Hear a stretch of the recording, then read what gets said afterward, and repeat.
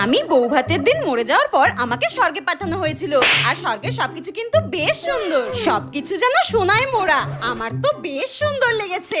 স্বর্গের অপ্সরারা কি সুন্দর নাচ টাচ করে, আর আমাকে তো বলেছে আমাকে এত সুন্দর দেখতে বলে আমাকে স্বর্গের অপ্সরাদের লিস্টে নাম লিখিয়ে দেবে। যাক, যা হয়েছে ভালোই হয়েছে। একটাই আফসোস রয়ে গেল, বিয়ে করে সংসার করার ইচ্ছা ছিল, কিন্তু আমার কপালের দোষে তো সেটা হলোই না। চুরি করে মিষ্টি খেতে গিয়েছিলাম, মরতে তো হতোই। দূর। আচ্ছা, আমি তো বউ ভাতের দিনই মরে গেছি, সবে মাত্র একদিন হয়েছে। দেখি তো আমার বরটা কি করছে।